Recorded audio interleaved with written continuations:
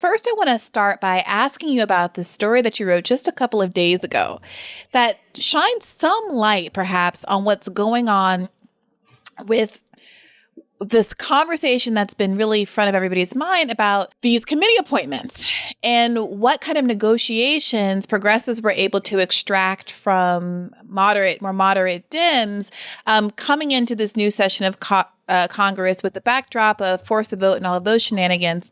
And one of the committee appointments that people have their eye on is what happens to Katie Porter, who really became a breakout star, even among the squad, in terms of her ability to effectively message and have these viral moments on the House floor. And you wrote this story that seems to indicate that she was, for reasons, kept off of the committee where she had the most potential to really shine. What's going on there? Yeah. So, I mean, first of all, you got to know that Katie Porter is like a consumer protection expert. Like she has testified before she was in Congress many, many times before the House Financial Services Committee. She is someone who has done this her entire life as a consumer protection lawyer and a professor and a researcher. And so in 2018, when she got into Congress, they asked her, what committee do you want to be on? She said, well, financial services, that's my life. Turns out in 2020, this year, she tries to get on two other committees and says, my third choice is financial services, which is weird because, as I said, this is her life. This is what she has done for the bulk of her career. So why is this person who is so committed to consumer protection and financial services putting that as her third choice and ultimately not getting a spot and getting booted off this committee? And so I started to look into this. And first of all, you have to think about what happened to her when she was on the committee. So in those 2 years, as you said, she had all these viral moments. She, challenged bank CEOs and members of the Trump administration and made them look very foolish over and over again. And, one thing she started to do was use like visual aids. She would use a whiteboard, right? Or she would play audio of somebody during a hearing. And Republicans didn't like this.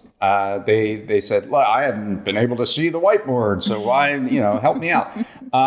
And Maxine Waters over and over again sided with the Republicans, said, yes, you can't use this visual aid. You can't, you have to give everybody a chance to see it.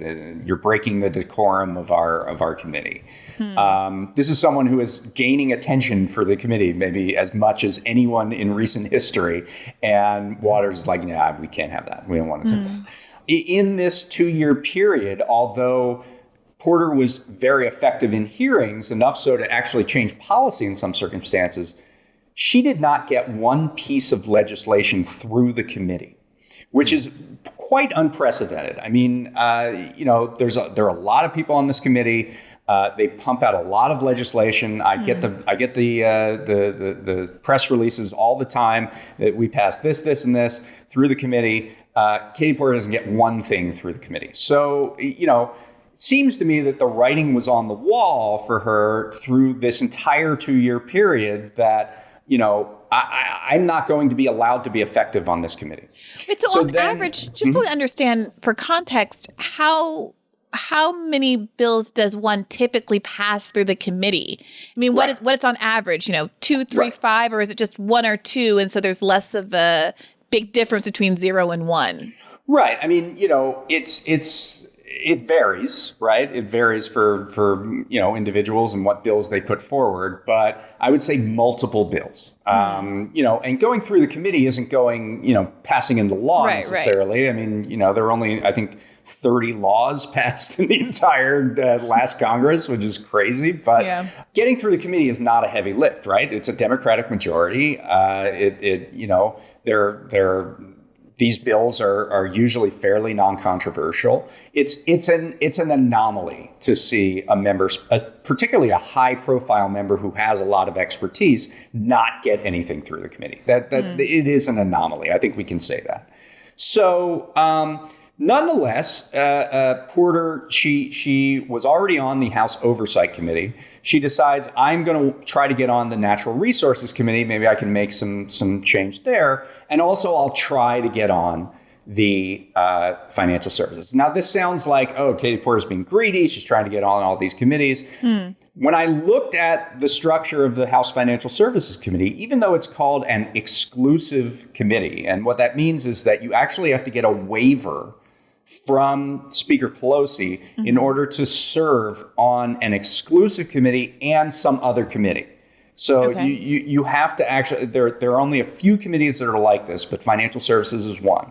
And Porter had gotten one last term because she served on both financial services and oversight. That's correct. She got the waiver last time, but she would need to get it again for natural resources. So what I learned is that every single member of the House Financial Services Committee serves on at least one other committee, with the exception of two members who just got there, who are freshmen, Richie Torres and Nikema Williams from Georgia.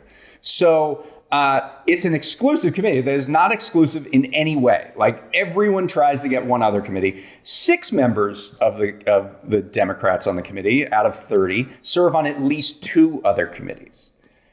4 members out of the 30 are chairs of other committees, which is an extremely time-consuming job, like to actually be the chair of another committee. It is very unusual to see a chair of a House committee serve on a different committee. It is a part-time job at best if you are a chair serving on a different committee. So once they divvy out all the stuff on this committee in the 2021 year, there are still 10 open slots, so people have to get waivers to serve on the Financial Services Committee. Even though Waters shrunk the size of the committee, the overall size, from 60 members, Democrats and Republicans, to 54, creating an artificial scarcity. But there are 4 members who lose their seats or are no longer in Congress who were on the Financial Services Committee last year. So there were open seats available for people who wanted them. And everyone who asked for one of these open seats got it, except for Katie Porter. Except for Katie Porter and one other person who was named Jennifer Wexton, who actually went on to another exclusive committee. And nobody gets 2 exclusive committees. So she traded financial services essentially for the House Appropriations Committee.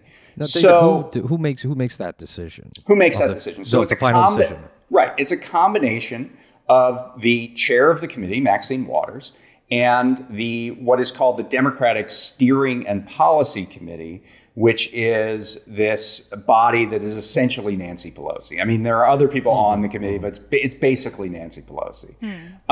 So between Waters essentially freezing out Katie Porter throughout 2019 and 2020, and then Waters artificially shrinking the size of the committee, and then giving spots that were available to everybody but Katie Porter. I mean, like, how much more evidence do you need that they did not want Katie Porter on the House Financial Services Committee?